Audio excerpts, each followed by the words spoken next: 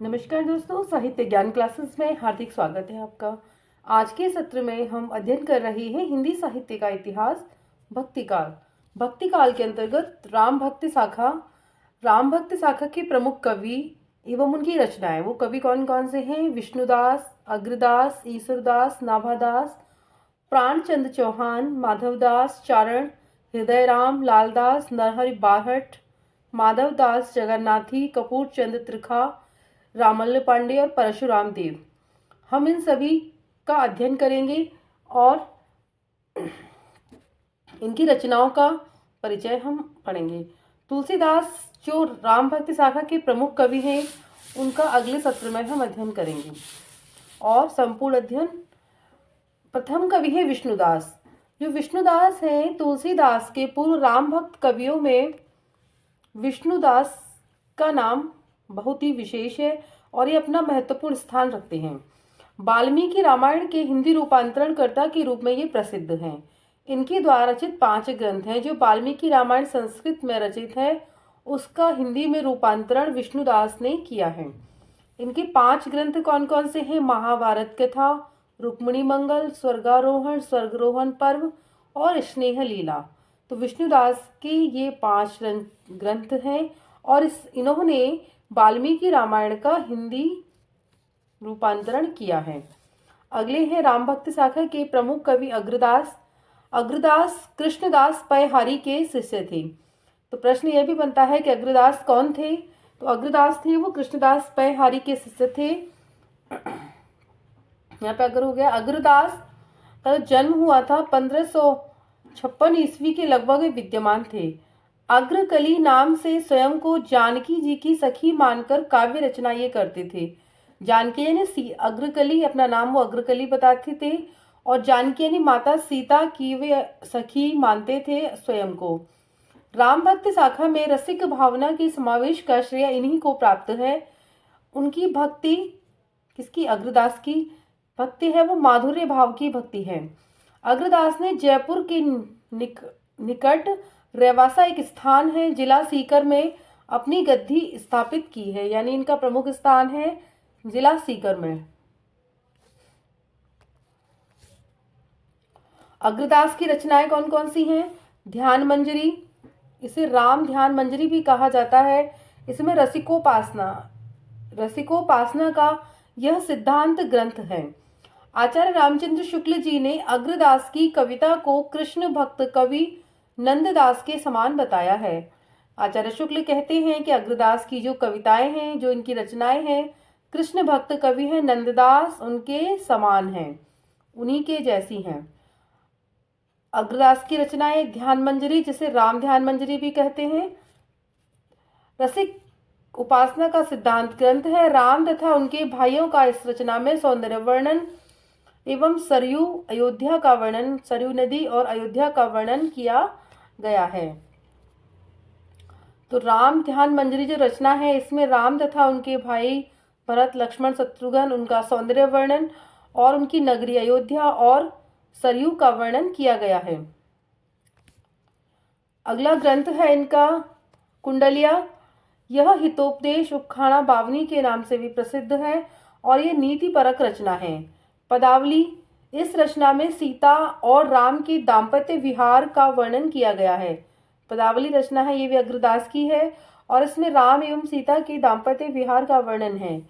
अष्टयाम, यह रचना भी अग्रदास की है। अष्टयाम को रामायष्टयाम भी कहा जाता है। इस रचना में सीता वल्लभ राम की दैनिक लीला का वर्णन किया गया है। यह रचना संस्कृत रचना है, संस्कृत भाषा में रचित है ये रचना। अगले कवि हैं राम भक्त शाखा के ईश्वरदास। ईश्वरदास राम काव्य परंपरा संबंधी रचनाएं लिखी हैं इन्होंने और उनकी रचनाएं हैं भरत मिलाप, अंगद पैज, राम जन्म, स्वर्गारोहिणी, एकादशी कथा। तो 5 रचनाएं हैं इनकी भी। अंगद पैज रचना में इन्होंने रावण की सभा में जो अंगद ने पैर जमाकर खड़ा हुआ था और उन्होंने चेतावनी दी थी कि कोई भी जो मेरे इस पैर को यहाँ से उखाड़ देगा या हटा देगा, तब युद्ध का वर्णन इसमें है। तो इसका खड़े हो जाने की वीरतापूर्वक वर्णन किया गया है अंगद का। रावण की सभा में जो पैर जमाकर खड़ा हुआ था उसी का वर्णन किया गया है। नाभादास अगले राम भक्त शाखा के कवि हैं। नाभादास और इनका समय है 16वीं शताब्दी। नाभादास का जन्म 1570 ईस्वी में हुआ। यह गोस्वामी तुलसीदास के समकालीन थे। नाभादास अग्रदास के शिष्य और बड़े भक्त साधु शिष्य भी थे और उनके बहुत बड़े भक्त और साधु भी थे। ये रसिक संप्रदाय में दीक्षित थे। ग्रेसन ने इनका उपनाम नारायण दास बताया है। कुछ लोग इन्हें क्षत्रिय और कुछ लोग इन्हें डोम बताते हैं। आचार्य रामचंद्र शुक्ल ने भक्तमाल का रचना काल संवत 1642 से 1585 ईस्वी के बाद माना है। नाभादास की यह रचना अपना ऐतिहासिक महत्व रखती है और ब्रजभाषा में रचित है। इस रचना में 200 भक्तों का जीवन चरित्र 316 छप्पयों में वर्णित है। इस भक्तमाल का उद्देश्य जनता में भक्ति का प्रचार प्रसार करना था। यह आलोचनात्मक ग्रंथ है। इसे हिंदी आलोचना की प्रारंभिक पुस्तक माना जाता है। भक्तमाल की टीका जो लिखी है वो प्रियादास ने सन 1712 ईस्वी में लिखी। रसबोधिनी शीर्षक क्या लिया उन्होंने? रसबोधिनी शीर्षक से लिखी है। कवित्व एवं सवैया छंद शैली में लिखी है। इसमें रत्नावली की यह प्रसिद्ध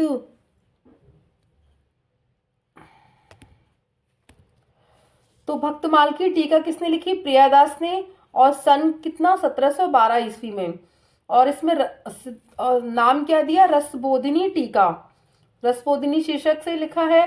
और इसी में रत्नावली का यह दोहा भी मिलता है। लाज न आवत आपको दौरे आयो साथ जब।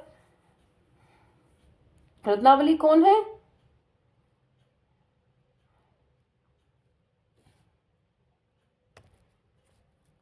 बच्चन सिंह ने आचार्य शुक्ल के मतों का सतर्क खंडन करते हुए भक्ति काल का रचनाकाल संवत 1686 ईस्वी 1629 ईस्वी के आसपास माना है। भक्तमाल में भक्तों का परिचय है। रचना शैली, काव्य कला, उपासना पद्धति, विशिष्टता आदि को एक ही यानी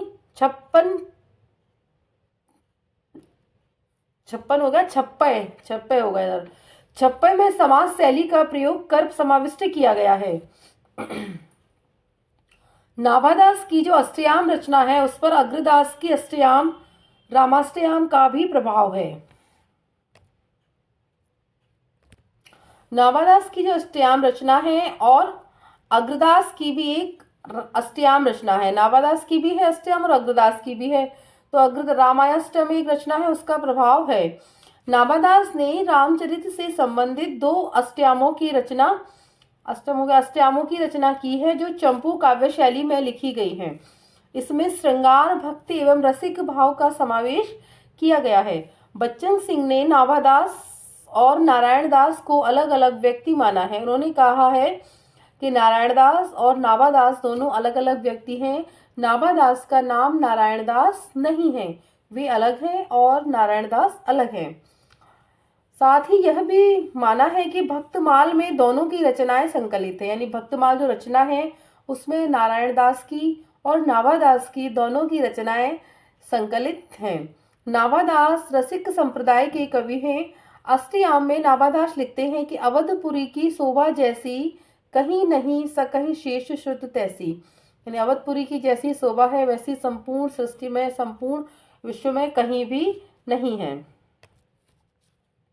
अगले हैं राम भक्ति शाखा के प्रमुख कवि हैं प्राणचंद्र चौहान। इनका समय है 1610 ईस्वी में। इन्होंने रामायण महानाटक की रचना की है जो शैली की दृष्टि से नाटक न होकर वस्तुतः संवादात्मक एक प्रबंध काव्य है। दोहा चौपाई शैली का प्रयोग किया गया है रचना में एवं संस्कृति के हनुमान नाटक से यह प्रभावित है। माधव दास चारण राम भक्ति शाखा के कवि हैं और इन्हें राम रासो इनकी रचना है जिसमें 1618 ईस्वी जिसका समय है। और इस रचना में मुख्य घटनाओं, प्रसंग एवं संक्षेप में वर्णन किया गया है। अध्यात्म रामायण इसका समय है 1624 ईस्वी। इस रचना पर संस्कृत के अध्यात्म रामायण का प्रभाव है। हृदय राम। हृदय राम ये पंजाब के रहने वाले थे और पिता का नाम था इनका कृष्णदास। इनकी रचना है हनुमान नाटक, जिसका समय है 1623 ईस्वी। कहीं कहीं पर यह रचना राम गीत शीर्षक से प्रचलित है। सीता स्वयंवर से राज्याभिषेक तक की कथा संवाद शैली में लिखी गई है। सीता स्वयंवर से और उनका जब वो वन में चली गई, वहां पे जो युद्ध हुआ राम रावण का, उसके बाद वो जब स्वयं वापस आते हैं राम सीता जी के साथ और उनका राज्याभिषेक होता है, वहां तक का वर्णन इस रचना में किया गया है, कवित्व एवं सवैया छंद में। संस्कृत के हनुमान नाटक का प्रत्यक्ष प्रभाव इस रचना पर दिखाई देता है। अगले हैं नरहर बारहट और इनकी रचना है पौरुषीय रामायण। इस कृति का आधार जो ग्रंथ है वो वाल्मीकि रामायण को माना जाता है। इस कारण इसे पौरुषीय रामायण कहा गया है। इस रचना की जो भाषा है वो राजस्थानी, ब्रज एवं मिश्रित अवधि का प्रयोग किया गया है। चतुर्विंशति अवतार चरित्र एक रचना है इनकी पौरुषीय रामायण और दूसरी रचना है इनकी चतुर्विंशति अवतार चरित्र, और यह नामक एक विशाल ग्रंथ के अंतर्गत 21 अवतार में रामचरित्र का वर्णन किया गया है। और इस रचना में दोहा, चौपाई, पद्दरी, सवैया, छप्पय सभी आदि छंदों का प्रयोग किया गया है। तो नरहरि बाट की जो रचना है बारहट की पौरुषीय रामायण और चतुर्विंशति अवतार चरित्र। अगले राम भक्ति शाखा के कवि हैं लालदास और इनकी रचना है अवध विलास, जिसका समय है 1643 ईस्वी। यह ग्रंथ 18 विश्रामों में विभक्त है। इसकी रचना अवधी भाषा में दोहा चौपाई शैली में की गई है। छाप के रूप में लाल का प्रयोग किया गया है। इस रचना में भगवान राम के जन्म से लेकर वनगमन तक की कथा का वर्णन है। उसमें विवाह के बाद जो वन को गए थे 14 वर्ष के लिए, उस तक का वर्णन किया गया। आगे राम रावण का युद्ध, राज्याभिषेक, अन्य का वर्णन नहीं किया गया है। तो किसी कवि ने कहीं का वर्णन किया है, किसी ने कभी कहीं का, और सभी जो राम भक्त शाखा के कवि हैं इन्होंने भगवान राम का ही वर्णन किया है। तो यहाँ इन्होंने लालदास ने वनगमन तक की कथा का वर्णन है। भक्ति के रूप में ध्यान व योग का भी वर्णन किया गया है। अगले हैं राम भक्त शाखा के कवि कपूर चंद्र त्रिखा और इनकी रचना है रामायण, जिसका समय है 1646 ईस्वी। यह रचना गुरुमुखी लिपि में लिखी गई है।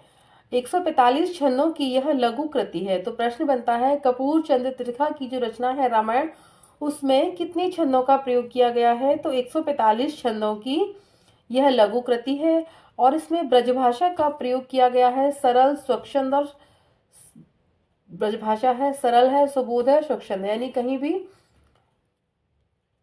अगली रचना है रायमल पांडे और इनकी रचना है हनुमत चरित, जिसका समय है 1639 ईस्वी।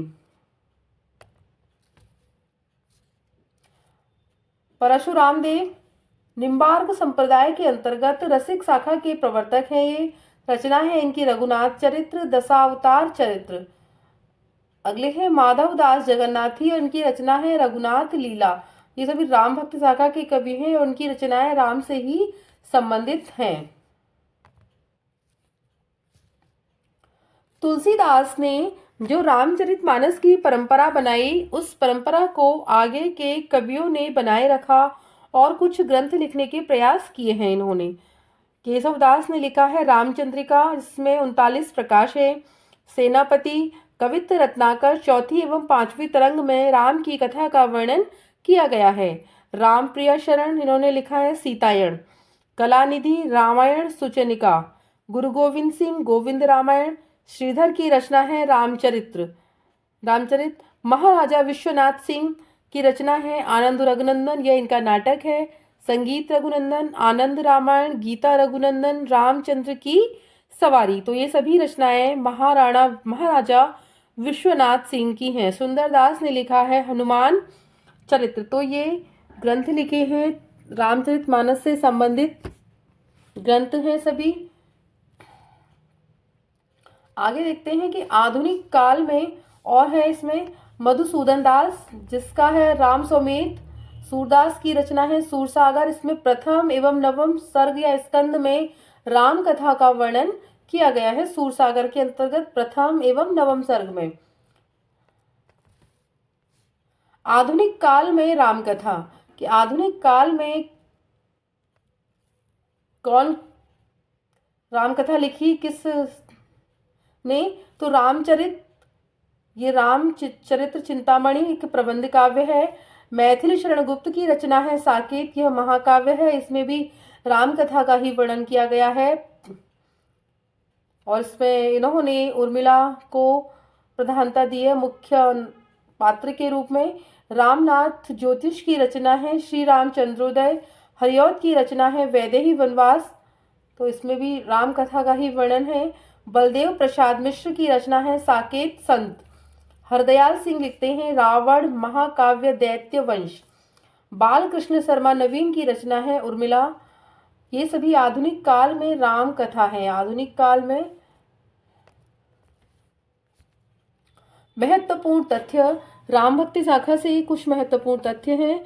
रामानंद की शिष्य परंपरा में कीलदास ने तपसी शाखा की स्थापना की।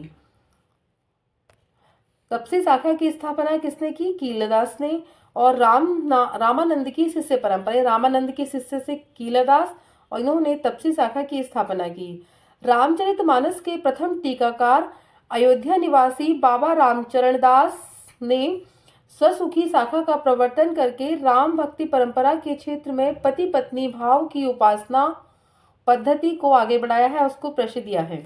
इन्होंने 1703 ईस्वी में सीतायन नामक महाकाव्य की रचना की और उनकी अन्य रचनाएं हैं कवितावली, रामायण और रामचरित्र। अगला तथ्य है कि छपरा निवासी जो जीवाराम है, इन्होंने तत्सुखी शाखा का प्रवर्तन किया, यानी तत्सुखी शाखा चलाई जीवाराम ने। और राम काव्य परंपरा में सखी भाव की भक्ति का इन्होंने प्रचार प्रसार किया है, यानी तत्सुखी शाखा में भी राम, भगवान राम को ही आराध्य माना जाता है और उन्हीं का वर्णन किया जाता है। आधुनिक काल में राधे श्याम जो एक कथावाचक है, इन्होंने लोक नाट्य शैली को आधार बनाकर खड़ी बोली में रामचरितमानस की कथा को कई रूपों में प्रकाशित किया है और उनकी यह रचना राधे श्याम रामायण के नाम से सर्वसाधारण में विख्यात है। राम भक्त शाखा के अंतर्गत श्रृंगारी भावना के प्रवर्तक हैं वो रामचरण दास थे। धन्यवाद। आज के सत्र में इतना ही। उम्मीद करती हूँ ये सत्र आपको अच्छा लगा होगा। आगे के सत्रों में जुड़े रहिए, जिसमें हम राम भक्ति शाखा के प्रमुख कवि तुलसीदास का संक्षिप्त परिचय और उनकी रचनाओं का हम विस्तार से अध्ययन करेंगे। धन्यवाद।